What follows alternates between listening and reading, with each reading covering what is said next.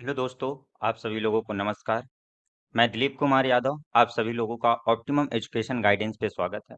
तो दोस्तों, आज हम पढ़ने वाले हैं किसके बारे में? पाचन तंत्र, डाइजेस्टिव सिस्टम। तो आज हम डाइजेस्टिव सिस्टम के बारे में चर्चा करेंगे और उसके कुछ क्वेश्चनों को सॉल्व करेंगे। तो दोस्तों, अगर अभी भी आप लोगों ने हमारे टेलीग्राम चैनल को ज्वाइन नहीं किया है तो टेलीग्राम चैनल को ज्वाइन कर ले, ताकि वहां से आप लोगों को प्रॉपर पीडीएफ और प्रॉपर नोटिफिकेशन मिलते रहेगा। और अगर आप लोगों को वीडियो पसंद आती हो तो इसको ज़्यादा से ज़्यादा शेयर करें। तो दोस्तों, देखो, सबसे पहले आज हम बात करेंगे किसकी? पाचन तंत्र की। तो सबसे पहले बात करें कि पाचन तंत्र में जो पाचन है क्या।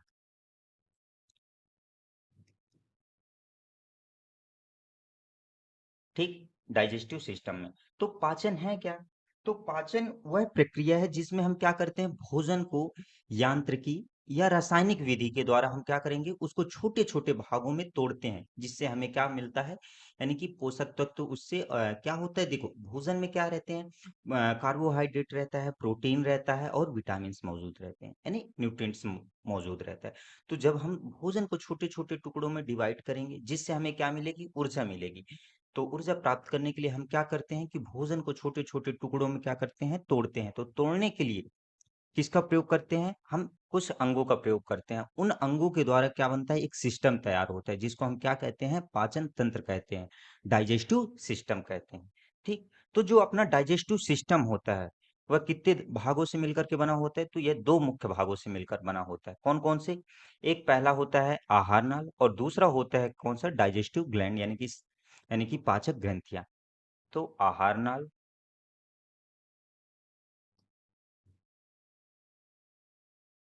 और दूसरी होती है कौन सी? पाचक ग्रंथियां।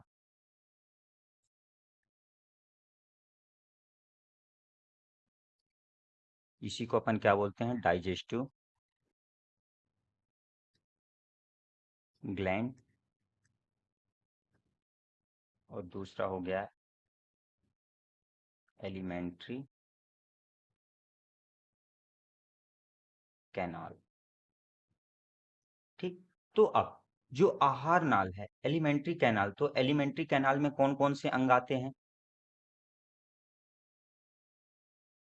तो देखो, जो एलिमेंट्री कैनाल, जो आहार नाल है, आहार नाल में सबसे पहले क्या होता है? माउथ, मुख।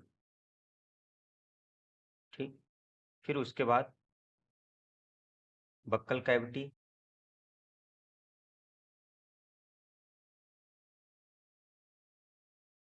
या इसी को अपन क्या बोलते हैं? मुख गुहा।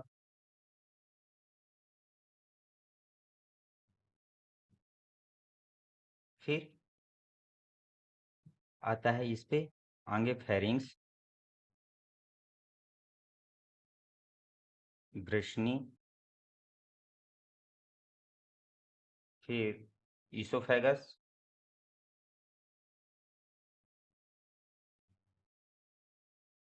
ग्रासनली।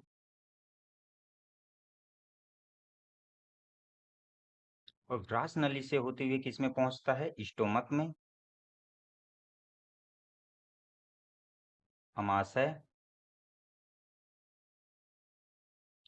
फिर अमाशय से होते हुए हमारा भोजन किसमें पहुंचता है फिर? Small intestine.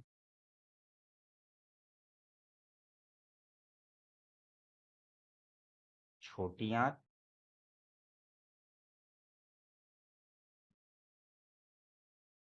फिर छोटी आंत के बाद किसमें पहुंचता है? Large intestine.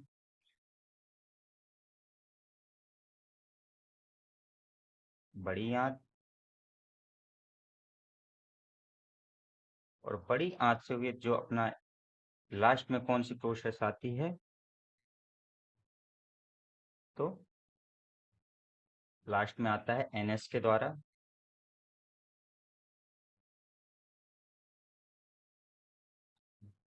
यानी गुदा के द्वारा अपना जो वेस्ट मटेरियल प्रोडक्ट होता है वह क्या, बाहर निकल जाता है। ठीक। तो ये किसके पार्ट हुए? एलिमेंट्री कैनाल के, आहार नाल के। और डाइजेस्टिव ग्लैंड की बात करें तो जो पाचक ग्रंथियां होती हैं, पाचक ग्रंथियों में कौन कौन सी होती हैं? तो सबसे पहले लीवर, पेंक्रियाज,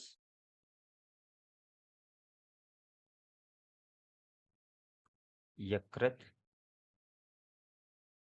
अग्नाशय,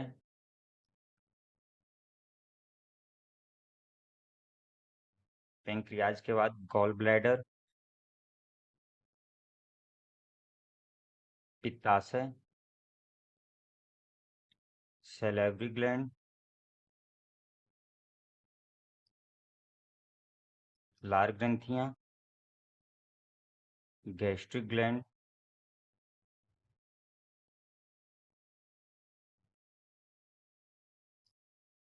और फिर उसके बाद क्या, इंटेस्टाइनल ग्लैंड।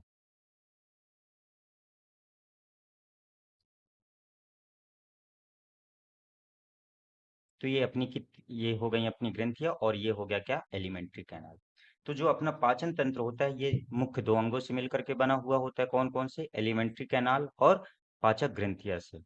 तो एलिमेंट्री कैनाल पे कौन कौन से आ गए, mouth, buccal cavity, pharynx, oesophagus, stomach, small intestine, large intestine और एनस।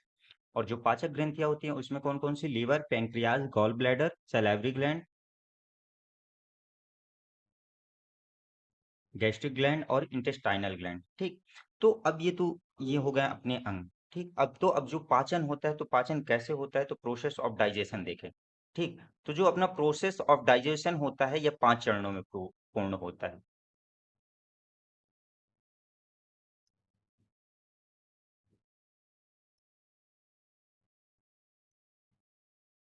प्रोसेस ऑफ डाइजेशन, तो जो प्रोसेस ऑफ डाइजेशन होता है सबसे पहले क्या होता है, इंजेशन, यानी अंतर्ग्रहण। फिर उसके बाद डाइजेशन, यानी उसका पाचन होता है। फिर एब्जॉर्प्शन,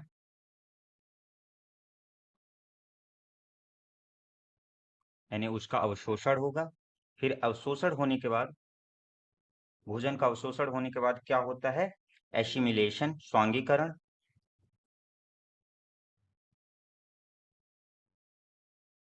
और स्वांगीकरण होने के बाद क्या होता है, इजेक्शन, इजेशन।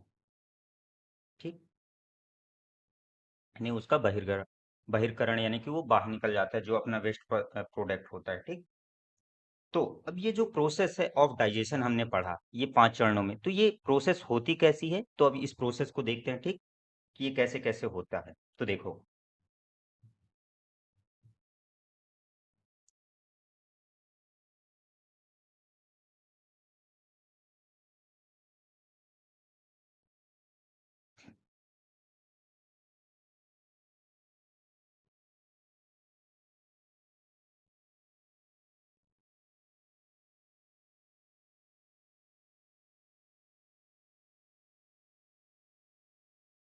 ये क्या हो गया, ये अपना मुख हुआ। ठीक, यहाँ से अपना भोजन लिए किसमें, मुख में, मुख से किसमें, एक गुहा यानी गुफा में डाले, वो क्या कहलाती है, अपनी बक्कल कैविटी। बक्कल कैविटी से होती हुई कहाँ आई, फेरिंग्स पे।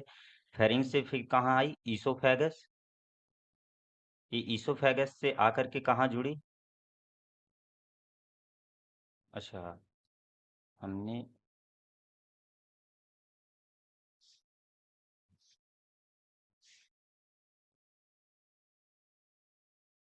ईसोफेगस से आकर ये कहाँ जुड़ गई, अमाशय में। ठीक,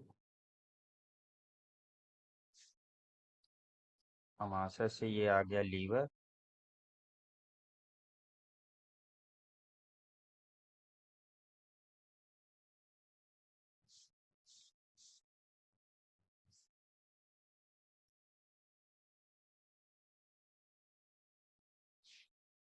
अब अमाशय के यानी कि अंदर की ओर आंतरिक भाग में ही क्या होती है, उपस्थित होती है क्या, पेंक्रियाज। ठीक, तो देखो, हमने क्या किया, यहाँ से मुख से भोजन लिया। अब मुख से हमने भोजन लिया। ठीक, तो जब हम मुख से भोजन लेते हैं, ठीक। तो यानी कि सबसे पहला यानी कि पाचन होता है वह कहाँ होता है? तो मुख से भोजन लिए और यहाँ बक्कल कैविटी में। तो बक्कल कैविटी में जो मुख गुहिका है, यहाँ भोजन का पाचन होता है, और सबसे पहले पाचन कहाँ होता है? मुख गुहिका में हुआ था। तो जो बक्कल कैविटी में कौन से एंजाइम प्रेजेंट होते हैं? तो सैलिवरी ग्लैंड यानी कि लार ग्रंथियां पाई जाती हैं। तो लार ग्रंथियों में कौन कौन से? तो जैसे टाइलिन हो गए, लाइसोजाइम एंजाइम प्रेजेंट होते हैं। तो इसमें क्या होता है? सबसे पहले स्टार्च का पाचन होता है। स्टार्च का पाचन होता है, क्या बनता है? स्टार्च को किस में कन्वर्ट कर देते हैं, किस में तोड़ देते हैं? माल्टोज में। ठीक। तो देखो क्या हुआ कि यहाँ से सबसे पहले पाचन हुआ ईसोफेगर सॉरी बक्कल कैविटी में। बक्कल कैविटी से होते हुए कहाँ आए? अपने फेरिंग्स में आए। अब फेरिंग्स में जो होती है, एक श्वास नली होती है और एक ग्रास नली होती है। ठीक। तो देखो, जब कभी कभी हम जब खाना खाते हैं तो उस समय हमें बोला जाता है कि खाना खाते वक्त बात मत करो। क्यों? क्योंकि देखो यहाँ पे क्या होता है कि जब फेरिंग्स में एक होती है ग्रास नली, यानी कि जो वायु नली होती है, और एक भोजन नली होती है।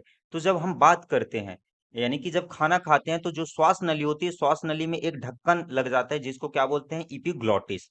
और जब हम बात नहीं करते, यानी कि जब जब सांस लेते हैं, तो वो इपिग्लॉटिस जो होता है खुल जाता है। ठीक। तो अगर हम खाना भी खाएं और साथ में बात करें तो क्या होगा? ढक्कन खुल जाएगा। तो जब ढक्कन खुल जाएगा तो जो हमारा खाना है वो किस में चली जाएगा? श्वास नली में। तो वही होता है कि कभी कभी खाना क्या होता है हमारे फेरिंग्स में यानी श्वास नली में अटक जाता है, तो उसी को बोलते हैं अपन हिचकी टाइप पे आ गई। ठीक। फिर उसको वह नाक के बाहर नाक के द्वारा बाहर निकलेगा, या कि मुख के द्वारा ही बाहर निकलता है फिर। ठीक। तो ये फेरिंग्स के द्वारा कहाँ आया? ईसोफेगस में आया। अब ईसोफेगस में यहाँ पे कोई पाचक ग्रंथियां नहीं होती हैं, तो यहाँ पे कोई पाचन नहीं होता है। ठीक। अब ईसोफेगस के बाद कहाँ आया? स्टमक में आया, अमाशय में आया। ठीक। अमाशय में आया। अमाशय में क्या हुआ? ये जो अपना अमाशय है, तो अमाशय अपन किस साइड स्थित होता है? तो जो अपना अमाशय होता है वह बाईं ओर स्थित होता है। ठीक। अब बाईं ओर अमाशय स्थित होता है, और दाहिने ओर जो होता है वह क्या? हमारा दाहिने ओर लीवर स्थित होता है। अब जो लीवर होता है, ये दो पालियों में डिवाइड होता है, लेफ्ट लोब और राइट लोब। ठीक। अब यहाँ से जो ये लेफ्ट लोब और राइट लोब है, ये कौन कौन सा है? लेफ्ट लोब, और ये हो गया राइट लोब। अब यहाँ पे लेफ्ट लोब से एक डक्ट निकलेगी, लेफ्ट डक्ट निकलेगी, और यहाँ से राइट डक्ट निकलेगी। ठीक। ये लेफ्ट डक्ट और राइट डक्ट, यानी लेफ्ट हिपैटिक डक्ट निकलेगी और राइट हिपैटिक डक्ट निकलेगी। और ये दोनों जुड़ करके क्या बनाएंगी? कॉमन हिपैटिक डक्ट बनाएंगे। ठीक। अब लेकिन यही क्या होता है कि जो ये अपना लेफ्ट लोब और राइट लोब जो डिवाइड हुए हैं, तो किस परत, कौन सी यहाँ पे एक लेयर है जिसके कारण ये डिवाइड हुए? तो उस लेयर को क्या बोलते हैं? Falciparum ligament. Falciparum ligament. तो ये फैल्सिपेरम लिगामेंट के द्वारा डिवाइड होते हैं। अब यहाँ पे जो लीवर है, लीवर में क्या बनता है? लीवर में यह क्या करता है? पित्त को निर्माण करता है। ठीक। तो लेकिन जो पित्त बना, अब पित्त को कहाँ भंडारित करता है? तो पित्त को जो ये कहाँ भंडारित करता है? पित्ताशय में, गॉल ब्लैडर में भंडारित करता है। अब यही पित्त से क्या निकलती है? एक यही पित्त से एक डक्ट निकलती है जिसको क्या बोलते हैं अपन? बाइल डक्ट बोलते हैं। ठीक। अब ये बाइल डक्ट, ये अपनी जो बाइल डक्ट निकली, ठीक, तो ये अपनी बाइल डक्ट निकली, और जो ये लेफ्ट हिपैटिक डक्ट और राइट हिपैटिक डक्ट डक्ट थी, इनसे भी जुड़ करके क्या बनेगी? एक कॉमन हिपैटिक डक्ट बनेगी, कॉमन बाइल डक्ट बना लेती हैं। ठीक। तो इसको क्या बोल देते हैं अपन? कॉमन बाइल डक्ट बोल देते हैं, कॉमन बाइल डक्ट। अब ये कॉमन बाइल डक्ट बनी, और यहाँ से क्या हुआ कि जो ये स्टमक हुआ, तो अपना स्टमक से भी आई, और यहाँ पे पेंक्रियाज है। ठीक। पेंक्रियाज ग्लैंड है, तो पेंक्रियाज के द्वारा भी ये आई, और ये पेंक्रियाज और स्टमक और जो अपना लीवर के द्वारा कॉमन बाइल डक्ट निकली, और इन दोनों के ये सभी मिलकर के क्या बना लेती हैं?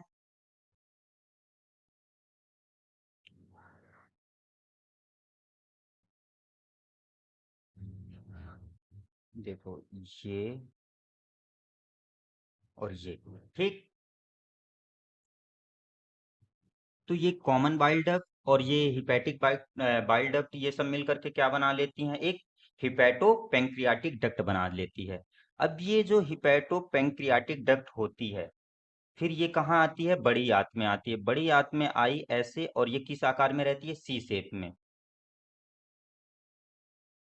सी शेप में रहती है, जिसको अपन क्या बोलते हैं, यह छोटी आंत का एक भाग ले लेती है, जिसको क्या बोलते हैं, डुडेनम बोलते हैं। डुडेनम। ठीक। तो देखो, सबसे पहले अपन बड़ी आंत बना लेते हैं।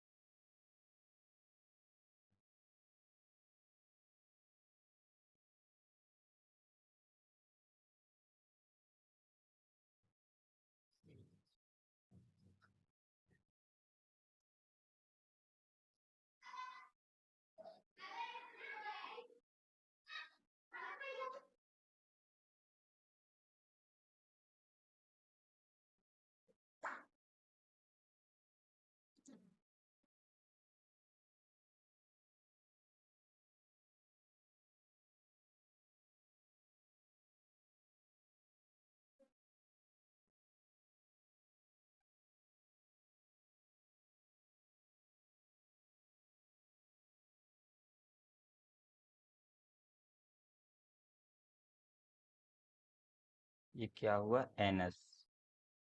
ये एनएस के द्वारा बाहर निकल जाती है। अब ये यहाँ पे सी शेप पे आ गई, कौन सी, छोटी आंत, जिसको अपन डोडेनम बोलते हैं।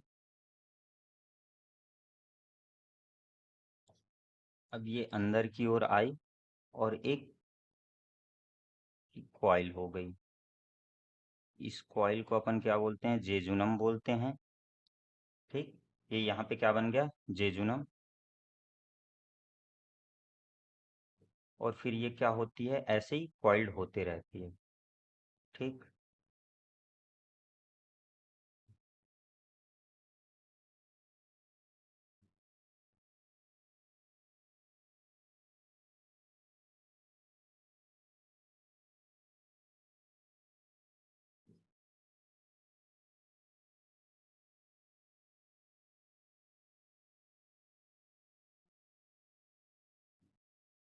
ये कॉइल होते रहेगी, और यहाँ पे क्या होता है कि हाईली कॉइल्ड हो जाती है। ठीक।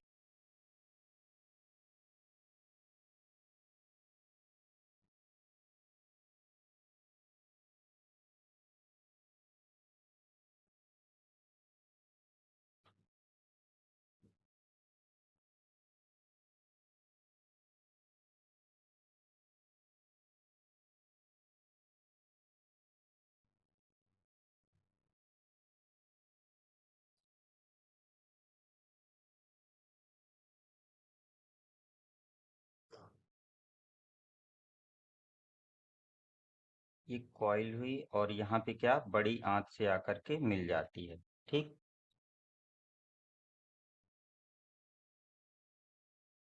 ये बड़ी आंत से आकर के मिल गई।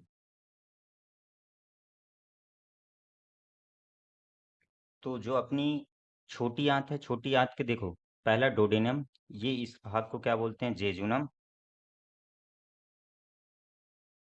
जेजुनम। और जो हाईली कॉइल्ड है, इसको क्या बोलते हैं, इलियम। ठीक। अब जो ये बड़ी आंत है, बड़ी आंत के तीन पार्ट होते हैं, कौन कौन से, तो यहाँ पे तो है क्या, यहाँ पे ये सीकम, और ये पूरा क्या है, कोलोन। तो यहाँ पे ये क्या है, कोलोन है। और ये यहाँ पे क्या है, रेक्टम। ठीक।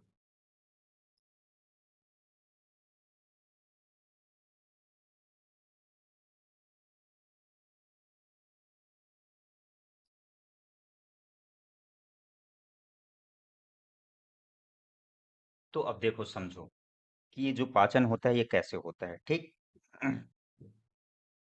ये तो अभी डायग्राम बताया, ठीक। तो देखो,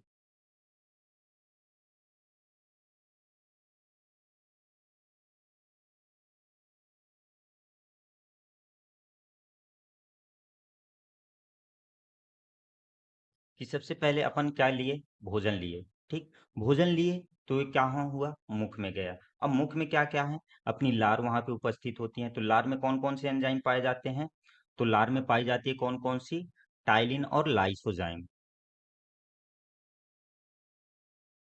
तो लार में कौन कौन से एंजाइम पाए जाते हैं, तो टाइलिन और लाइसोजाइम। ये क्या करते हैं, ये यहाँ पे किसका पाचन होता है, तो जो बक्कल कैविटी होती है, बक्कल कैविटी में यानी कि मुख गुहिका में किसका पाचन होता है, तो स्टार्च का पाचन होता है, ठीक।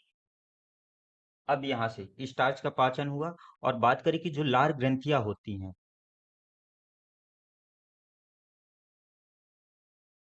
तो लार ग्रंथियां किसमें नहीं पाई जाती हैं, तो जो मेढक और व्हेल मछली होती है, मेढक और व्हेल मछली में लार ग्रंथियां नहीं पाई जाती हैं।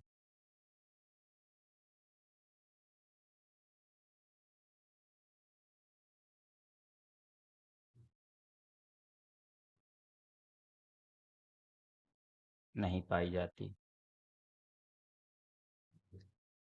ठीक। अब क्या हुआ, तो हमारे यहाँ पे जो मुख था, ठीक, तो मुख में लार उपस्थित था। और यहाँ पे अब जो भोजन थे, तो भोजन कैसे टूटते हैं, तो यहाँ पे क्या होते हैं, दांत पाए जाते हैं। तो दांत कैसे होते हैं, तो हेट्रोडेंट टाइप के दांत होते हैं, मतलब विषम दंती दांत होते हैं। तो कितने प्रकार से दांत होते हैं, तो हमारे मुख में यानी कि 4 प्रकार के दांत होते हैं। कौन कौन से, इंसाइजर, कैनाइन, प्रीमोलर और मोलर। तो जो इंसाइजर होता है, तो इंसाइजर का काम क्या होता है, यानी कि भोजन को काटने का काम करते हैं। और जो कैनाइन होते हैं, ये क्या करते हैं, भोजन को फाड़ने का काम करते हैं। और जो प्रीमोलर और मोलर होते हैं, ये क्या करते हैं, भोजन को पीसते हैं। तो जो भोजन पीसा, फिर वह क्या हुआ कि लार में मिक्स हुआ। लार में मिक्स हुआ तो क्या बना देता है, लुगदी, जिसको अपन क्या बोलते हैं, बोलस, ठीक। तो जो बोलस है, बोलस क्या हुआ, ये फेरिंग्स के माध्यम से किस में आ गया, ईसोफेगस पे। अब ईसोफेगस इसको क्यों बोलते हैं, तो ईसोफेगस इसलिए बोलते हैं, यानी कि जो भोजन को निगलना, भोजन को निगलने को क्या बोलते हैं, ग्रास बोलते हैं, इसलिए इसको क्या बोलते हैं, ग्रास नली बोला जाता है, ठीक। ईसोफेगस बोला जाता है, ठीक। अब ईसोफेगस जो होता है, ईसोफेगस में कोई पाचन नहीं होता। ये क्या हो गई अपनी ईसोफेगस, ईसोफेगस हो गई, ठीक। और अब बात करें कि जो ईसोफेगस की लंबाई होती है, तो ईसोफेगस की कितनी लंबाई होती है, तो ईसोफेगस की लगभग 10 इंच लंबाई होती है, ठीक। और जो अपनी एलिमेंट्री कैनाल होती है, तो एलिमेंट्री कैनाल, जो पूरी एलिमेंट्री कैनाल की जो लंबाई होती है, वह कितनी होती है, तो इसकी लगभग 30 से 32 फीट लंबी होती है ये, ठीक। 30 से 32 फीट लंबी होती है, ये बात आप लोग ध्यान रखिएगा, ठीक। और बात करें तो ये 9 मीटर के समथिंग, कभी कभी मीटर में भी पूछ लेता है, तो 9 मीटर लंबी, 9 मीटर, लगभग 9 मीटर और 30 से 32 फीट लंबी होती है, ठीक। अब क्या हुआ कि अपना जो भोजन था वह कहाँ पहुंच गया था, ईसोफेगस में पहुंच गया था। अपना भोजन कहाँ पहुंचा, ईसोफेगस में। अब ईसोफेगस से कहाँ आ जाता है वह, स्टमक में आ जाता है, क्योंकि ईसोफेगस में तो कोई पाचन नहीं होता, क्यों, क्योंकि वहां पे कोई पाचक ग्रंथियां नहीं पाई जाती है। अब वहां से कहाँ आ गया, अपना अमाशय में आ गया। तो अमाशय में क्या होता है कि यहाँ पे पेप्सिनोजन एंजाइम पाया जाता है। तो पेप्सिनोजन एंजाइम, और यहाँ पे क्या होता है, HCl प्रेजेंट होता है।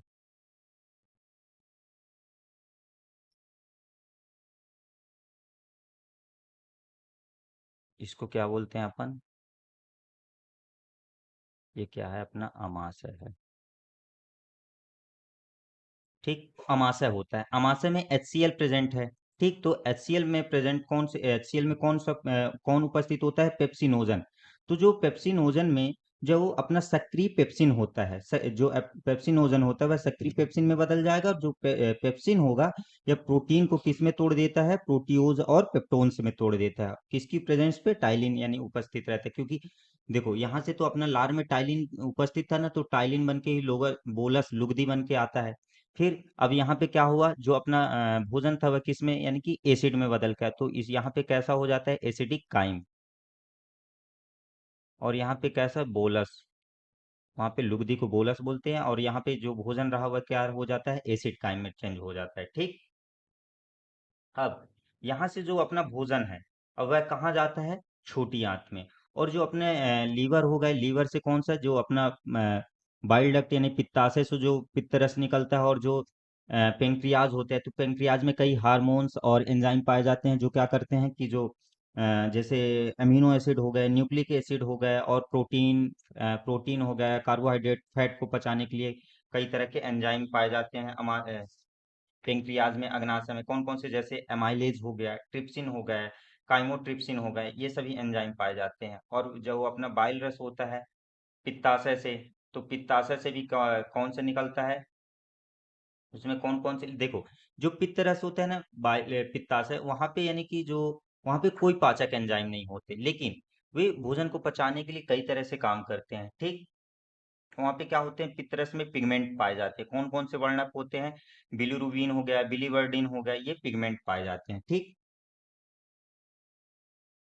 तो अब वहां से, और जो लीवर होती है शरीर की सबसे बड़ी पाचक ग्रंथि होती है, शरीर की, सॉरी इस यहाँ पे अपन इसको लीवर लिख दिए।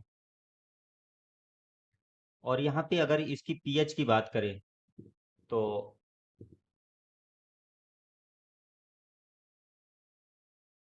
अमाशय में पीएच कितना होता है, तो अमाशय में पीएच होता है 1.8 के समथिंग। ठीक, 1.8 के समथिंग पीएच होता है। क्योंकि कई बार क्वेश्चन पूछ लिया जाता है। ठीक। तो अमाशय में पीएच कितना होता है, तो 1.8 के समथिंग होता है। और यकृत, लीवर, शरीर की सबसे बड़ी पाचक ग्रंथि है।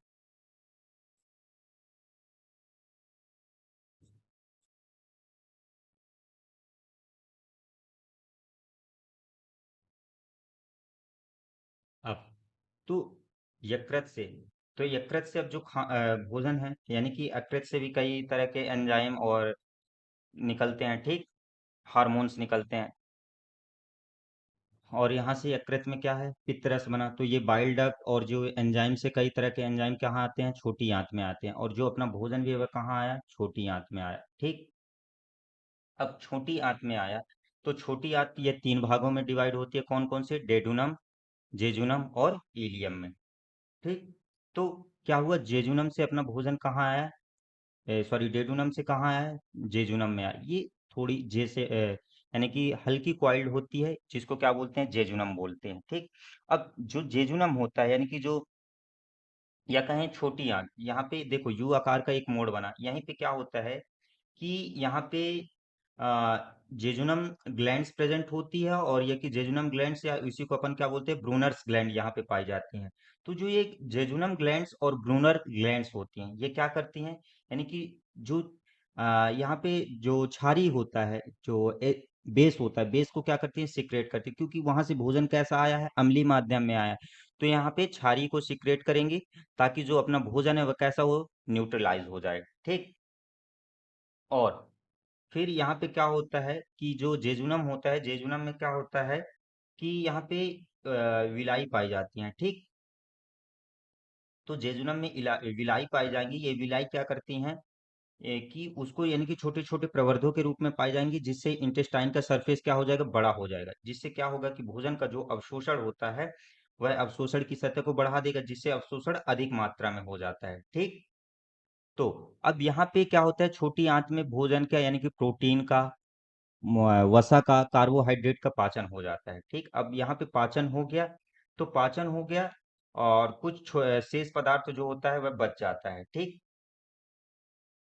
तो अगर बात करें कि जो छोटी आंत होती है, तो यहाँ पे कौन कौन से एंजाइम पाए जाते हैं, तो छोटी आंत में माल्टेज हो गया, सुक्रेज हो गया, लैक्टेज हो गया, इरेप्सिन हो गया। तो जो माल्टेज होता है, ये क्या करता है, माल्टोज को ग्लूकोज में बदल देता है। सुक्रेज जो होता है वह सुक्रोज को ग्लूकोज तथा ग्लूकोज में गैलेक्टोज में बदल देता है। ठीक, जो लैक्टेज एंजाइम होता है वह लैक्टोज को ग्लूकोज तथा गैलेक्टोज में बदल देता है।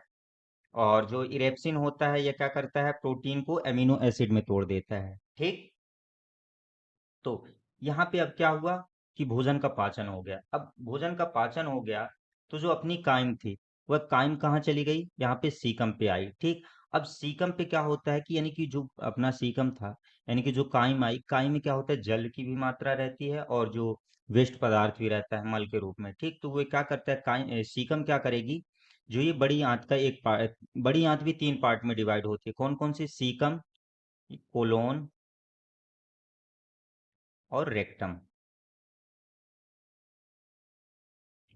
तो यहाँ पे ये कोलोन जो होता है, ये असेंडिंग कोलोन, डिसेंडिंग कोलोन और ये ट्रांसवर्स कोलोन होता है। ठीक, तो अब ये सीकम क्या करता है कि जल का अवशोषण कर लेता है, और जल को अवशोषण कर लेगा, और जो अपना यानी कि अर्ध ठोस जो मल रहेगा उसको क्या करेगा, कोलोन के माध्यम से कहाँ भेज देगा, कोलोन के माध्यम से रेक्टम में आएगा। तो रेक्टम में क्या होता है कि यहाँ पे कुछ समय के लिए जो अपना मल है वो कुछ समय के लिए एकत्रित रहता है।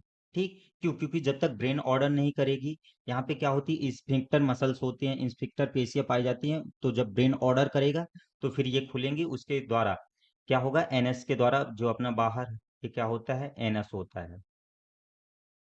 तो एनएस के द्वारा क्या होता है, जो अपना वेस्ट मटेरियल है, मल है, वह क्या होगा, बाहर निकल आता है। ठीक, तो देखो अब जो मल है, तो मल का जो पीला कलर होता है वह किसकी वजह से होता है,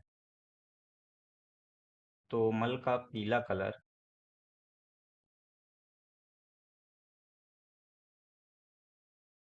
यूरोबिलिन के कारण होता है, यूरोबिलिन के कारण।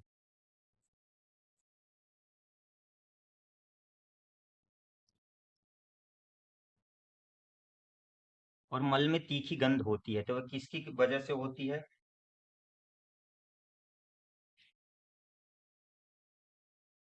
तीखी गंध बोले या बदबू बोले,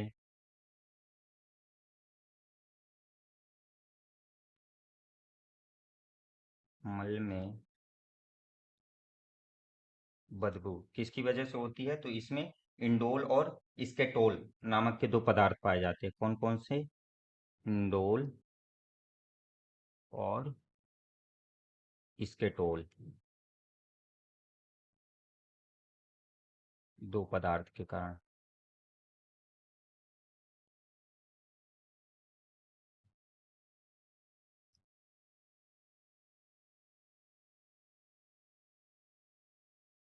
दो पदार्थ के कारण होती है। ठीक,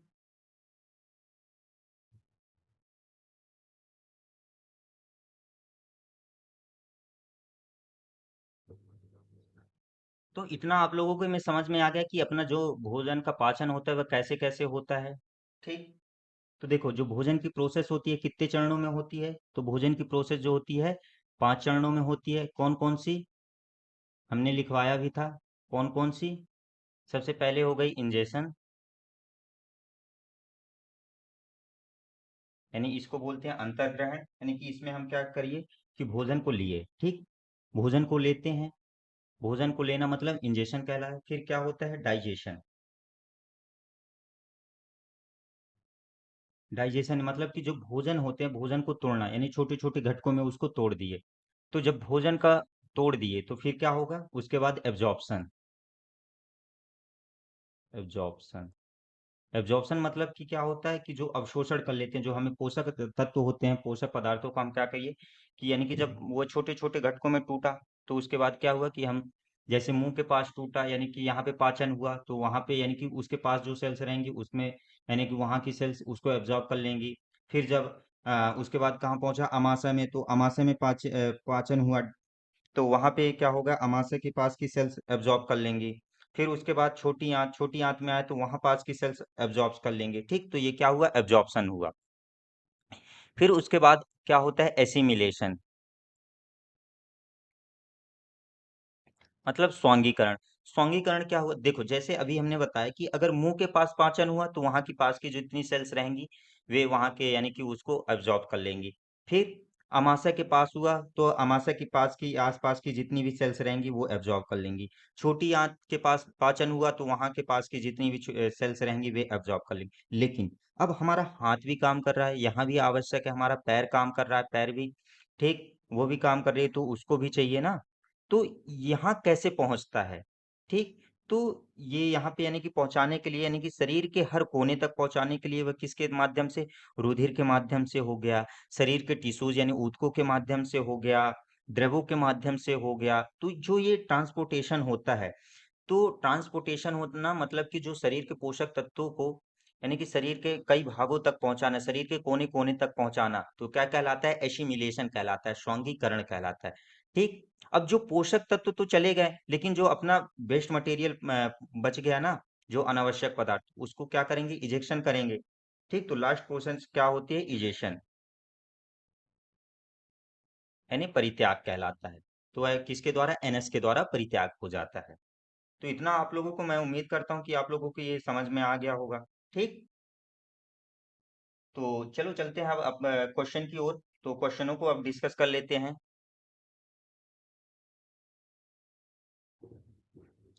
पहला क्वेश्चन है कि शरीर में ऊर्जा का मुख्य स्रोत है।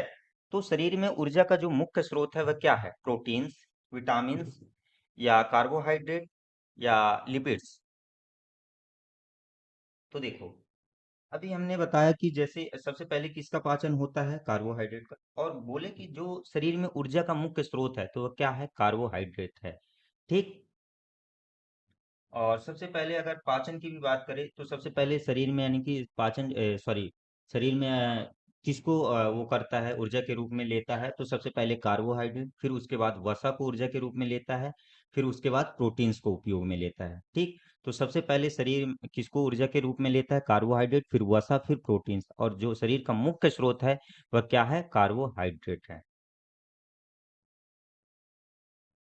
तो इस पे अपना राइट आंसर क्या जाएगा, सी नंबर जाएगा। अगले क्वेश्चन की ओर। अगला क्वेश्चन है कि निम्नलिखित में से कौन आहार की सुगंध बढ़ा देता है।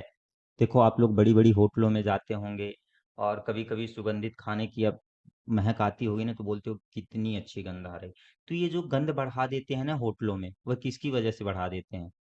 तो जो आहार की सुगंध कौन बढ़ा देगा, मैग्नीशियम कार्बोनेट, या टेट्राजीन, या नाइट्रस ऑक्साइड, या मोनोसोडियम ग्लूटामेट, तो कौन बढ़ा देगा। तो देखो जो मैग्नीशियम कार्बोनेट होता है, मैग्नीशियम कार्बोनेट का सूत्र क्या होता है, MgCO3, MgCO3। और इसका उपयोग क्या होता है कि जब पेट में हम क्या हो जाती है, एसिड हो जाती है ना, बोलते हो कि मेरे को खट्टी डकार आती है, तो खट्टी डकार के लिए क्या लेते हैं हम, मैग्नीशियम कार्बोनेट ही लेते हैं। तो ये क्या करता है, जो पेट में बड़े हुए एसिड से राहत को दिलाने के काम में आता है, ठीक। कौन, मैग्नीशियम कार्बोनेट, पेट में एसिड से राहत दिलाने के लिए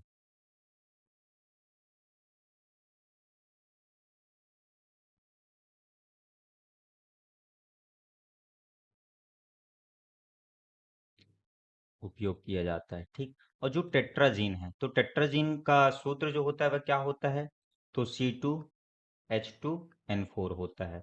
और ये इसका उपयोग कहाँ किया जाता है, तो जो अपना टेट्राजीन होता है इसका उपयोग कहाँ किया जाता है, तो फार्माक्यूटिकल क्लोरेंट में इसका उपयोग किया जाता है, फार्माक्यूटिकल क्लोरेंट में। फिर नाइट्रस ऑक्साइड, नाइट्रस ऑक्साइड का तो फॉर्मूला मुझे आई थिंक सबको मालूम होगा, क्या, N2O, इसको क्या बोलते हैं, लॉफिंग गैस, लॉफिंग गैस। तो इसका उपयोग कहाँ किया जाता है, तो लॉफिंग गैस का उपयोग कहाँ करते हैं अपन, एनास्थीसिया के लिए इसका उपयोग किया जाता है,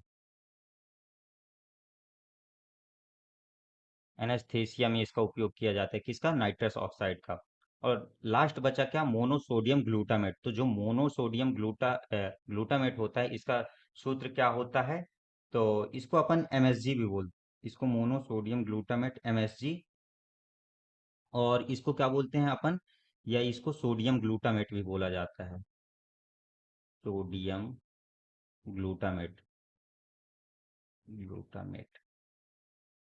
और इसकी सूत्र की बात करें तो इसका सूत्र क्या होता है, C5H8NO4Na। जो,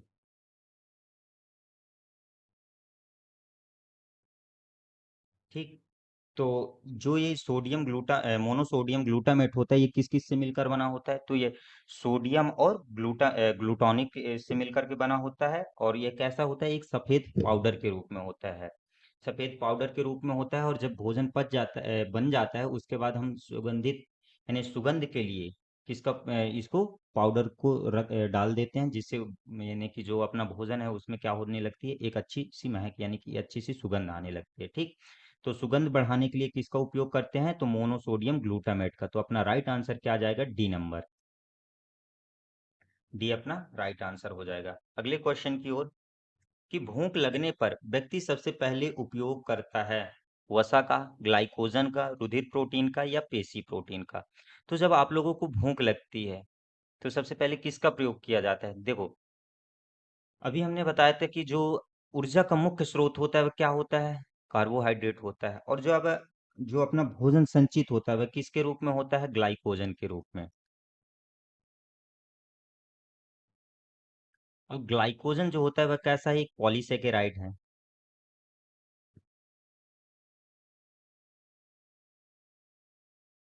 ठीक।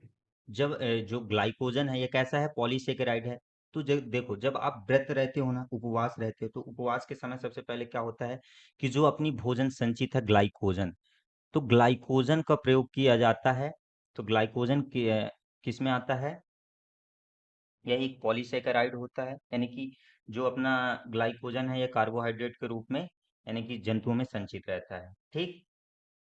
और जो ग्लाइकोजन है, तो ग्लाइकोजन कहाँ संचित रहता है, तो यह लीवर में, यकृत में और पेशियों में। ग्लाइकोजन कहाँ संचित रहता है, तो यकृत और पेशियों में संचित रहता है। तो सबसे पहले व्यक्ति किसका उपयोग करेगा, ग्लाइकोजन का। तो बी नंबर इसका अपना राइट आंसर क्या हो जाएगा, बी। अगले क्वेश्चन की ओर, अगला क्वेश्चन है कि कार्बोहाइड्रेट पाचन के अंतिम उत्पाद हैं। तो जो अपना कार्बोहाइड्रेट के पाचन के अंतिम उत्पाद क्या क्या है, ग्लूकोज, फ्रक्टोज एवं गैलेक्टोज, या माल्टोज, ग्लूकोज एवं लैक्टोज, या फ्रक्टोज, ग्लूकोज एवं लैक्टोज, या ग्लूकोज, सुक्रोज एवं फ्रक्टोज। तो जब पाचन होगा तो पाचन का अंतिम उत्पाद क्या बनेगा, तो देखो कोई सा भी कार्बोहाइड्रेट हो, जब उसका पाचन होगा तो वह किस में टूटेगा, यानी कि वह उसकी इकाई में टूटेगा, यूनिट में। तो उसकी जो कार्बोहाइड्रेट की छोटी यूनिट कौन सी होती है, मोनोसेकेराइड होती है। तो मोनोसेकेराइड उसका अंतिम उत्पाद क्या बनेगा, मोनोसेकेराइड बनेगा। तो अब आप लोग इसमें से देखिए कि जो मोनोसेकेराइड कौन कौन से हैं, ठीक। तो देखो, जो अपना ग्लूकोज होता है, ग्लूकोज कैसा है, ग्लूकोज का सूत्र क्या होता है, C6H12O6। ये कैसा होता है, मोनोसेकेराइड होता है, ठीक। जो सुक्रोज होता है, तो सुक्रोज का सूत्र क्या होता है, C12H22O11। ये कैसा होता है, डाइसेकेराइड होता है। जो फ्रक्टोज होता है, फ्रक्टोज कैसा होता है, इसका सूत्र क्या होता है, C6H12O6। कैसा होता है, यह मोनोसेकेराइड होता है। लेकिन अब यहाँ पे तो डाइसेकेराइड आ गया ना, तो ये अपना राइट, ये वाला आंसर क्या होगा, ऑप्शन गलत हो जाएगा। और जो फ्रक्टोज होती है, फ्रक्टोज को और क्या बोलते हैं, तो फ्रक्टोज को फ्रूट शुगर भी बोला जाता है, फ्रूट शुगर,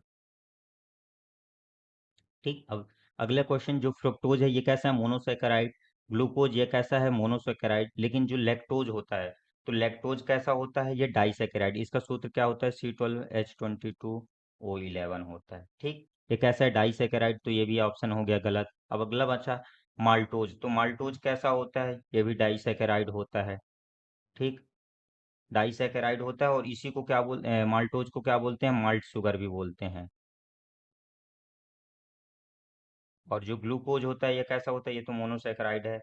गैलेक्टोज ये भी मोनोसेकेराइड है। और जो लैक्टोज, तो लैक्टोज कैसा होता है, ये भी डाइसेकेराइड होता है। तो ये तो ऑप्शन ये भी गलत हुआ। अब बचा क्या, अपना एक ही आंसर। तो ये अपना राइट आंसर हो जाएगा, ग्लूकोज मोनोसैकेराइड है, फ्रक्टोज ये भी मोनोसैकेराइड है, और जो गैलेक्टोज है ये भी कैसा है, मोनोसैकेराइड है। और जो गैलेक्टोज होता है, गैलेक्टोज को क्या बोलते हैं, मिल्क शुगर बोला जाता है इसको। तो इस पे अपना राइट आंसर क्या गया, ए नंबर। राइट। अगले क्वेश्चन की ओर, कि ग्लूकोज का पाचन किस जगह से प्रारंभ होता है। तो ग्लूकोज का पाचन किस जगह से प्रारंभ होता है, बक्कल कैविटी, अमाशय, छोटी आंत, या इनमें से कोई नहीं। तो बताइए, तो ग्लूकोज का पाचन किस जगह से प्रारंभ होता है, मुख गुहा से, अमाशय से, छोटी आंत, या इनमें से कोई नहीं। देखो आप लोग कंफ्यूजन हो जाओगे, मुझे मालूम है। अगर बात करें कि देखो जो अपना बक्कल कैविटी है, बक्कल कैविटी, तो मुख गुहिका में जो पाचन होता है वह किसका पाचन होता है, स्टार्च का पाचन होता है।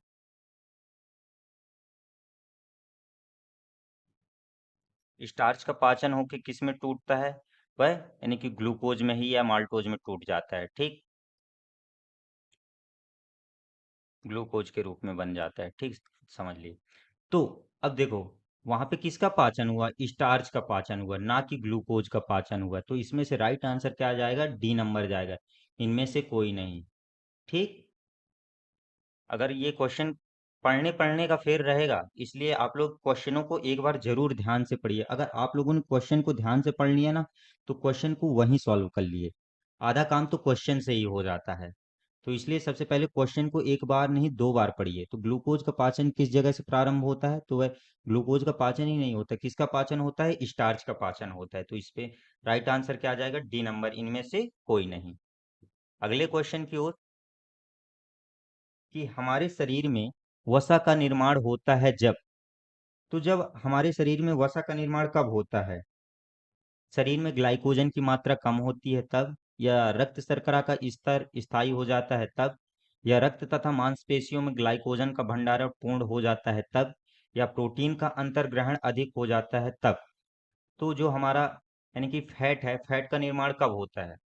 देखो क्या होगा, जब हम हमारे शरीर में अत्यधिक मात्रा में क्या हो जाएगी, ग्लूकोज इकट्ठा हो जाएगी।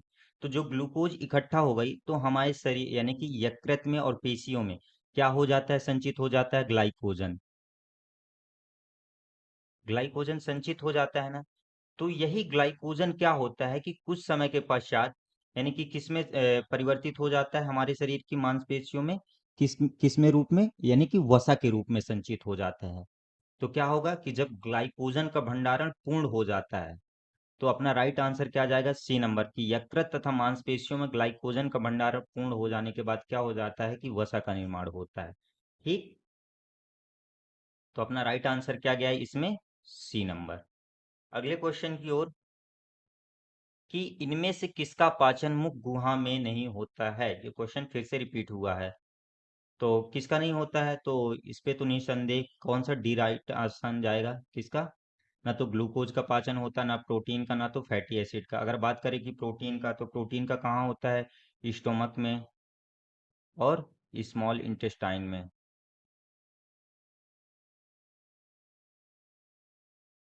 पूर्ण पाचन कहाँ होता है, तो छोटी आंत में, स्मॉल इंटेस्टाइन में ही होता है। वसी अम्ल का तो इसका भी कुछ मात्रा में स्टोमक में हो जाता है, और कुछ इस यानी पूर्ण रूप से स्मॉल इंटेस्टाइन में। अगले क्वेश्चन की ओर, तो इस पे अपना राइट आंसर क्या गया है, डी नंबर। क्वेश्चनों को ध्यान से पढ़ना है एक बार जरूर आप लोग। अगले क्वेश्चन की ओर, कि पाचन से संबंधित निम्नलिखित में से कौन सा स्राव विकर रहित होता है। तो पाचन से संबंधित कौन सा यानी कि एंजाइम रहित होता है, पित्त रस, पित्त या लार, या गैस्ट्रिक रस, या अग्नाशयी रस। तो देखो, हमने बता रहे थे, जब हम अभी डाइजेस्टिव सिस्टम के बारे में चर्चा कर रहे थे, तब बता रहे थे ना कि जो पित्त होता है, पित्त में कोई सा भी एंजाइम नहीं पाया जाता, लेकिन फिर भी यह पाचन से संबंधित कई कार्य करता है। जैसे अम्लों का उदासीनीकरण करना, वसा का इमल्सीकरण करना, लाइपेज का सक्रिएशन करना, ये क्या करता है, ये सब काम कौन करता है, पित्त ही करता है। ठीक। कभी कभी ये खनिज लवणों का अवशोषण भी करता है। कौन कौन से काम करता है, तो ये अम्लों का उदासीनीकरण, उदासीनीकरण, वसा का इमल्सीकरण,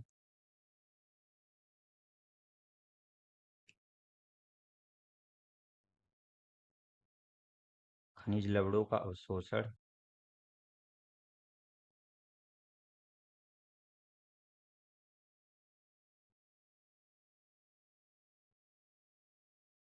तो एंजाइम रहित कौन होता है? ए, पित्त होता है। तो इस पे अपना राइट आंसर क्या आ जाएगा? ए नंबर। और बात करें कि लार में, तो लार में कौन कौन से एंजाइम पाए जाते हैं? तो लार में टाइलिन पाया जाता है और लाइसोजाइम पाए जाते हैं, ठीक। और गैस्ट्रिक की बात करें तो गैस्ट्रिक जो इसमें कौन कौन से होते हैं? तो इसमें क्या होता है? गैस्ट्रिक लाइपेज होता है। गैस्ट्रिक लाइपेज जो किसका पाचन करता है? यह वसा का पाचन करता है, और वसा को पाचन करके किस में तोड़ देता है? उसको ट्राइग्लिसराइड में वसा को परिवर्तित कर देता है, वसा का पाचन करके, ठीक।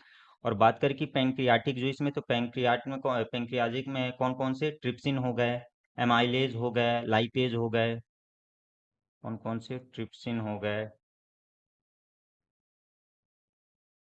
एमाइलेज और लाइपेज।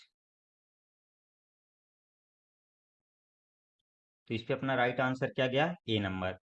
अगले क्वेश्चन की ओर, कि स्टार्च को माल्टोज में परिवर्तित करने वाला एंजाइम है। तो स्टार्च को माल्टोज में कौन परिवर्तित करता है? डायस्टेज या हाइड्रोजिनेज या इन्वर्टेज या माल्टेज? तो स्टार्च का पाचन कहाँ होता है? तो स्टार्च का पाचन होता है किसमें? वक्कल कैविटी में।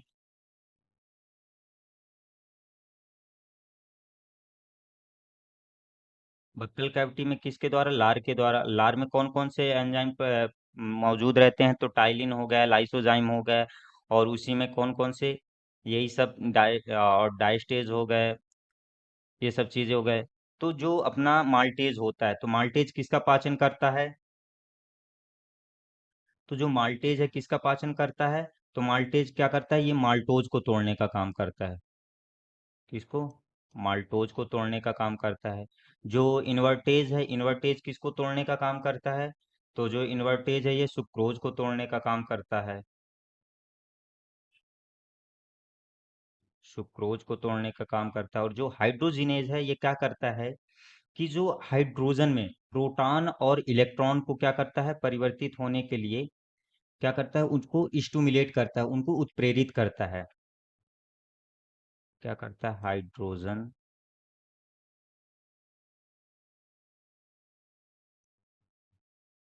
हाइड्रोजन को प्रोटॉन और इलेक्ट्रॉन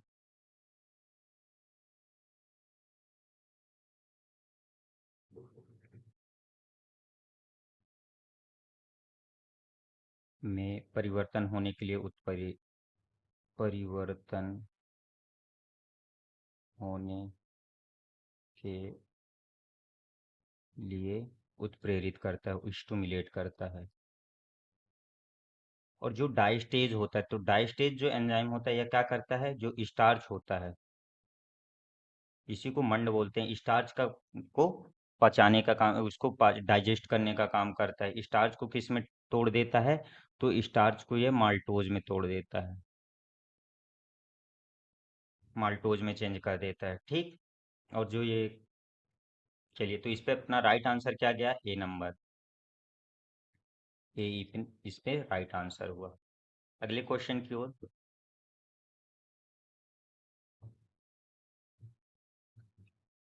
कि मूल पित्त वाहिनी का कार्य इसे ले जाने का है। तो जो मूल पित्त वाहिनी होती है वह किसको ले जाने का काम करती है? पेशाब को, या शुक्राणु को, या पित्तरस को, या अमाशय रस को? तो जो मूल पित्त वाहिनी होती है वह किसको ले जाने का काम करती है? यूरिन को ले जाएगी, या स्पम्स को, या बाइल जूस को, या गैस्ट्रिक जूस को? तो किसको ले जाने का काम करती है? तो देखो, हम जब वहां पे बात कर रहे थे ना, कि जो अपना यकृत होता है, ठीक। तो यकृत ये लेफ्ट और राइट लोब पे डिवाइड हुआ था, ठीक। ठीक, यकृत से यानी कि डिवाइड हुआ। तो यहाँ से जो क्या हुई कि कॉमन हिपैटिक, एक कॉमन हिपैटिक लोब निकलती थी, डक्ट निकली थी ना। तो ये जो अपनी कॉमन हिपैटिक डक्ट होती है इसी को अपन क्या बोलते हैं, सिस्टिक डक्ट भी बोलते हैं। ठीक। अब ये जो डक्ट होती है ये यहाँ से किस में जुड़ जाती है, जो अपना पित्ताशय रहता है, पित्तरस, तो पित्ताशय से भी निकलती है कौन सी, बाइल डक्ट निकलती है। ठीक। तो ये बाइल डक्ट से आकर के जुड़ जाएगी और क्या बना लेती है, कॉमन बाइल डक्ट बना लेती है। हमने वहां पे बताया था ना कि ये क्या करेगी, जुड़ेगी और कॉमन बाइल डक्ट बना लेती है। तो ये क्या करती है, किसको ले जाने का काम करती है, तो पित्त को ले जाने का काम करेगी। किसको, बाइल जूस को, पित्त रस को ले जाने का कार्य करती है। और पित्त रस को ले जाके ये किस में भेज देती है, फिर वो आके यानी कि किस में, डेडुनम में, जो यहाँ से पित्ताशय से बाइल जूस होता है, ये बाइल जूस ले जाने का काम करती है। ठीक। तो ये बाइल जूस को ले जाने का काम करेगी। तो इस पे अपना राइट आंसर क्या हो जाएगा, सी नंबर। समझ में आ गया ना आप लोगों को, देखो एक बार मैं फिर से समझा दे रहा हूँ।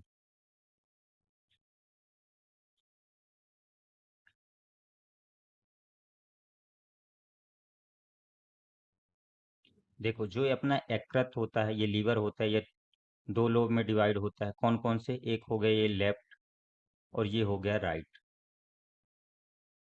ठीक। और ये जो किस लेयर से डिवाइड हुआ, तो इसको बोलते हैं फेल्सीपेरम, फेल्सीपेरम लिगामेंट। अब यहाँ से कौन सी लिंक निकली, एक लेफ्ट हिपैटिक डक्ट निकली और यहाँ से राइट हिपैटिक डक्ट निकली। ठीक। इसको अपन ऐसे बोल दिए या कि इसको ऐसे कर लिया। ठीक। तो यहाँ से लेफ्ट हिपैटिक डक्ट और यहाँ से राइट हिपैटिक डक्ट निकले। ठीक। लेकिन जो यकृत होता है, यकृत किसको स्टोरेज करता है, पित्ताशय, पित्त रस को, यानी कि यहाँ पे ये किसमें, पित्त को स्टोरेज करता है, किसमें, पित्ताशय में, गॉल ब्लैडर में। अब जो गॉल ब्लैडर होती है, गॉल ब्लैडर से भी एक बाइल डक्ट निकलती है। ठीक। तो ये बाइल डक्ट हो, कहाँ आके जुड़ेगी, तो जो ये बाइल डक्ट होती है ये आके किससे, जो अपनी हिपैटिक डक्ट थी ना, इनसे आके जुड़ेगी। और ये कॉमन हिपैटिक डक्ट यानी कि ये जुड़ के क्या बनाई थी, common hepatic duct, hepatic duct, या उसी को क्या बोलते हैं, सिस्टिक डक्ट, सिस्टिक डक्ट भी बोलते हैं। तो ये अपन आके कहाँ मिली थी, सिस्टिक डक्ट पे। अब ये सिस्टिक डक्ट पे आके क्या बना लेती है, एक कॉमन बाइल डक्ट बना लेती है, कॉमन बाइल डक्ट, जिसके माध्यम से क्या होता है, जो ये अपना पित्त रस होता है, पित्त रस इसके माध्यम से निकलता है। तो ये जो मूल पित्त वाहिनी होती है किसको ले जाने का काम करती है, तो पित्त रस का। तो इसलिए अपना राइट आंसर क्या गया, सी नंबर। ठीक। अगले क्वेश्चन की ओर, कि कोलेस्ट्रॉल संश्लेषित होता है इनमें। तो जो कोलेस्ट्रॉल होता है, तो कोलेस्ट्रॉल किस में संश्लेषित होता है, तो देखो जो अपना कोलेस्ट्रॉल होता है, कोलेस्ट्रॉल एक कैसा है, यह एक स्टेरॉइड होता है। कैसा, यह एक स्टेरॉइड वसी पदार्थ होता है, स्टेरॉइड वसी पदार्थ है। ठीक। तो जो ये कोलेस्ट्रॉल होता है, तो कोलेस्ट्रॉल का जो निर्माण होता है, यानी कि कहाँ होता है, तो जो कोलेस्ट्रॉल का निर्माण होता है वह किस में होता है, लीवर में, यकृत में होता है। तो इस पे अपना राइट आंसर क्या आ जाएगा, सी नंबर, कि जो कोलेस्ट्रॉल का संश्लेषण होता है वह कहाँ होता है, यकृत में होता है। ठीक। अगले क्वेश्चन की ओर बढ़े। अगला क्वेश्चन है कि लेक्टियल्स पाई जाती है। तो जो लेक्टियल्स होती हैं वह किस में पाई जाती हैं, तो देखो क्या होता है कि जो जब वसा का अवशोषण होता है, तो वसा का जो अवशोषण होता है वह किस रूप में होता है, तो काइलोमाइक्रेन के रूप में होता है। तो जो काइलोमाइक्रोन होता है वह किस में जाता है, लेक्टियल्स में प्रवेश करेगा। ठीक। तो देखो जो लेक्टियल्स होती हैं, लेक्टियल्स किस में पाई जाती हैं, किस में उपस्थित होती हैं, तो लेक्टियल्स जो होती हैं वह किस में, छोटी आंत में उपस्थित होती हैं। और छोटी आंत में हमने बताया था कि उसमें क्या होते हैं, छोटे छोटे विलाई पाए जाते हैं जो अंगुली के प्रवर्त के समान होते हैं। क्या कर देते हैं विलाई, क्या कर देते हैं, उसके यानी कि सरफेस को बढ़ा देते हैं, जिससे क्या हो जाता है कि जो एब्जॉर्प्शन होता है, तो एब्जॉर्प्शन का सतह बढ़ जाता है, जिससे एब्जॉर्प्शन अधिक होता है। तो जो छोटी आंत में विलाई होती, विलाई, ठीक, तो वहां इनका होता है। तो जो लेक्टियल्स होती हैं, लेक्टियल्स कहाँ पाई जाती हैं, तो विलाई में। देखो काफी अंदर से क्वेश्चन पूछा गया है, जिसको अंदर से मालूम होगा वही इस क्वेश्चन को कर पाएगा कि जो लेक्टियल्स होती है वह कहाँ पाई जाती हैं। ठीक, तो कहाँ पाई जाती हैं? छोटी, अगर देखो मोस्टली सबको मालूम रहता है कि छोटी आंत में पाई जाती है, लेकिन छोटी आंत ऑप्शन न दे के क्या दिया है, विलाई दिया है, क्योंकि जो लेक्टियल्स जो होती हैं छोटी आंत के विलाई में प्रेजेंट होती हैं। ठीक, अगले क्वेश्चन की ओर।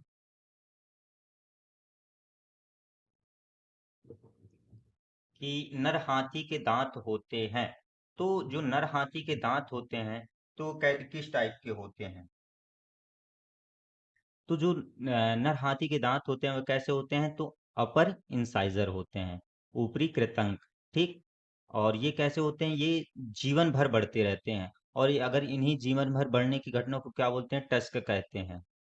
ठीक, तो अपना राइट आंसर क्या आ जाएगा? B number. बी अपना राइट आंसर हो जाएगा। अगले क्वेश्चन की ओर आगे बढ़े। कि लार में होता है यह एंजाइम, तो लार में कौन सा एंजाइम पाया जाएगा? पेप्सिन, टाइलिन, ट्रिप्सिन या रेनिन? तो लार में कौन सा एंजाइम होता है? तो देखो हमने पहले ही बताया था कि लार में कौन कौन से टाइलिन एंजाइम पाया जाएगा। तो इस पे अपना राइट आंसर क्या हो जाएगा? बी हो जाएगा। जो कि किसका पाचन करता है? तो यहाँ पे किसका पाचन होता है? तो स्टार्च का होता है। ठीक, अगले क्वेश्चन की ओर। इस पे अपना राइट आंसर क्या गया? B number. अगले क्वेश्चन की ओर। कि अमाशय के आंतरिक भित्ति के अनुदैर्ध्य पेशीवलन को कहते हैं। तो जो अमाशय के आंतरिक भित्ति होती है, इनर वॉल्स होती है, उसके अनुदैर्ध्य पेशीवलन को क्या कहेंगे? वाटर की पैपिला, या उद्वर्ध, विलाई, या रूजी, या दरार? तो उसको क्या कहते हैं? तो देखो जो अमाशय होता है, तो अमाशय की आंतरिक भित्ति में क्या होते हैं, यानी कि अनुदैर्ध्य पेशी पाई जाती है, जो लॉन्गिट्यूडिनल मस्कुलर होते हैं वे पाए जाते हैं, और ये कैसे होते हैं? फोल्ड्स रूप में पाए जाते हैं। उन्हीं फोल्ड्स को क्या कहते हैं? अपन रूजी कहते हैं। ठीक, तो जो अगर अमाशय की बात करें, तो अमाशय में जो अनुदैर्ध्य आंतरिक भित्ति होती है वो कैसी होती है? कैसी होती है? लॉन्गिट्यूडिनल मस्कुलर में होती है। ठीक, उन्हीं को क्या कहते हैं? रूजी कहते हैं। तो इस पे अपना राइट आंसर क्या आ जाएगा? C number. और अगर बात करें कि जो छोटी आंत होती है ना, छोटी आंत में जो विलाई होती है, तो विलाई किसमें पाई जाती है? अनुप्रस्थ रूप में पाई जाती है, और जो इसमें होती है अनुदैर्ध्य रूप में पाई जाती है। और विलाई में कैसी? अनुदैर्ध्य रूप में। सॉरी, इसमें अनुदैर्ध्य, और जो छोटी आंत की विलाई होती है उसमें अनुप्रस्थ रूप में। ठीक, तो जो अमाशय का राइट आंसर क्या गया? सी नंबर। अगले क्वेश्चन की ओर। कि मानव के स्वस्थ अमाशय तथा आंत के भीतर की पीएच क्रमशः होती है। तो देखो जो अमाशय होता है, अमाशय में क्या पाया जाता है? HCl प्रेजेंट होता है। तो HCl प्रेजेंट होने की वजह से वहां का पीएच कितना रहता है? 1.8 के समथिंग रहता है, हमने बताया ही था। और जो छोटी आंत होती है, तो छोटी आंत में क्या होता है? जो भोजन आता है वह कैसे आता है? एसिडिक रूप से। और वहां पे क्या होता है? जो जेजुनम होता है, जेजुनम के द्वारा क्या होता है? क्षार का सिक्रेशन होता है। तो वहां पे जो पीएच रहता है वह कितना रहता है? 7.8 के समथिंग रहता है। तो अपना राइट आंसर क्या आ जाएगा? ए नंबर। ये अपना राइट आंसर हो जाएगा। राइट, अगले क्वेश्चन की ओर। कि गिल्सन संपुट पाए जाते हैं, तो जो गिल्सन संपुट होते हैं वह किस में पाए जाएंगे? यकृत में, वृक्क में, किडनी में, या अग्न्याशय में, पेंक्रियाज में, या आंत की भित्ति में? तो जो गिल्सन संपुट होते हैं वह किस में पाए जाते हैं? तो जो संपुट होते हैं वह केवल किस में पाए जाते हैं? देखो जो गिल्सन संपुट होते हैं वह किस में? स्तनधारियों के लीवर में पाए जाते हैं। ठीक, तो अपना राइट आंसर क्या आ जाएगा? ए नंबर। लीवर में पाए जाएंगे, और ये बने किसके होते हैं? तो संयोजी ऊतकों के, कनेक्टिव टिश्यूज के बने होते हैं। ठीक, तो इस पे अपना राइट आंसर क्या गया? ए नंबर। अगले क्वेश्चन की ओर। कि सही क्या है? गिल्सन कैप्सूल पाए जाते हैं, तो किसमें पाए जाते हैं? तो ये स्तनी के जिगर में पाए जाते हैं। तो अपना राइट आंसर इसमें सी हो जाएगा। देखो अभी जस्ट ऊपर ही ये क्वेश्चन पूछा गया, तो यानी कि क्वेश्चन देखो वहां पे चेंज क्या किया था, गिल्सन कैप्सूल डायरेक्टली पूछ लिया था कि गिल्सन कैप्सूल किस में पाए जाते हैं? लीवर में। और यहाँ पे क्या पूछ लिया कि सही क्या है? Gilson capsule. क्वेश्चनों का हेर फेर है बस, बाकी वही क्वेश्चन आते हैं। बस अगर आप लोग केवल यानी कि मैंने कल भी बताया था कि अगर आप लोग किसी भी अंग के बारे में पढ़ते हैं, तो सबसे पहले उसके क्या तीन चीजें पढ़िए? स्ट्रक्चर, लोकेशन, और फंक्शन। अगर ये तीनों चीज आप लोगों से बन रही हैं तो कोई सा भी क्वेश्चन आप लोगों को कहीं से भी दे दिया जाए सभी बन जाएंगे। ठीक। चलिए नेक्स्ट क्वेश्चन की ओर। अगला क्वेश्चन है कि जो सक्कस एंट्रिकस का सिक्रेशन होता है वह किससे होता है। तो जो सक्कस एंट्रिकस का सिक्रेशन होता है वह किससे होगा, अग्नाशय से, या लीवर कुहन की दरारें, या फंडिक ग्रंथियों के द्वारा, या लार ग्रंथियों के द्वारा। तो जो सक्कस एंट्रिकस होता है, तो सक्कस एंट्रिकस का सिक्रेशन किसके द्वारा होता है। तो देखो जो सक्कस एंट्रिकस होता है, सक्कस एंट्रिकस का ही दूसरा नाम क्या कहते हैं, इसको बोलते हैं इंटेस्टाइनल जूस भी बोलते हैं। इंटेस्टाइनल जूस, आंतरी रस बोला जाता है। ठीक। अब ये जो तो ये आंतरी रस होते हैं, ये कहाँ होते हैं, तो ये आंत की दीवारों में उपस्थित होते हैं। ठीक। और तो जो आंत की दीवारों में उपस्थित होते हैं, तो आंत की दीवारों में जो ग्रंथि पाई जाती हैं तो उसी को क्या बोलते हैं, उसी को लीवर कुहन की ग्रंथि बोलते हैं। ठीक। तो यानी कि जो आंत की दीवार होती है तो उसमें कौन सी, लीवर कुहन की दरारें कहते हैं उसी। तो अपना राइट आंसर क्या गया इसमें, बी नंबर। अगले क्वेश्चन की ओर। अगला क्वेश्चन है कि एंजाइम रेनिन की क्रिया निम्न पर होती है। तो किस पे होगी, सेल्यूलोज पे, एमाइलेज पे, या कैसिनोजन पे, या वसा पे। तो देखो जो रेनिन होता है, रेनिन ये किस में, देखो स्टोमक में होता है कि वहां पे प्रोटीन का पाचन होता है। तो प्रोटीन का पाचन किसके द्वारा होता है, पेप्सिन एंजाइम की वजह से। ठीक। लेकिन क्या होता है, जो रेनिन होता है ये केवल बच्चों में बाल्यावस्था में होता है। ठीक।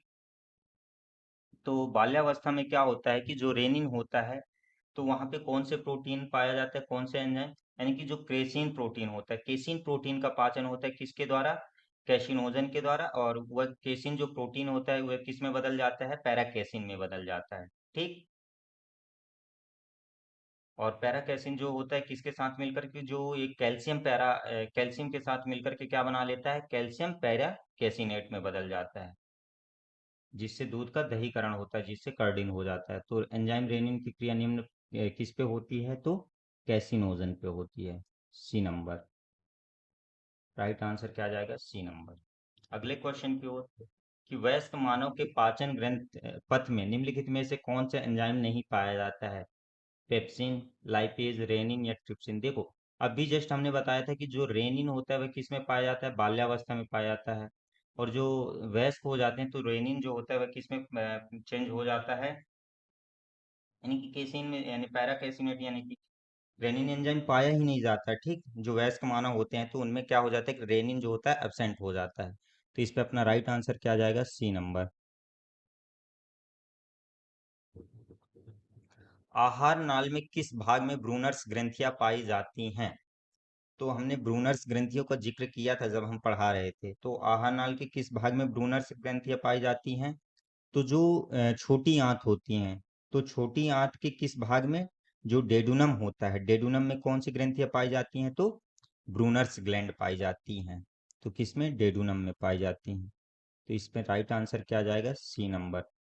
ठीक। अगले क्वेश्चन की ओर। चलो क्वेश्चन समाप्त हो गए हैं। तो दोस्तों आज के लिए बस इतना ही।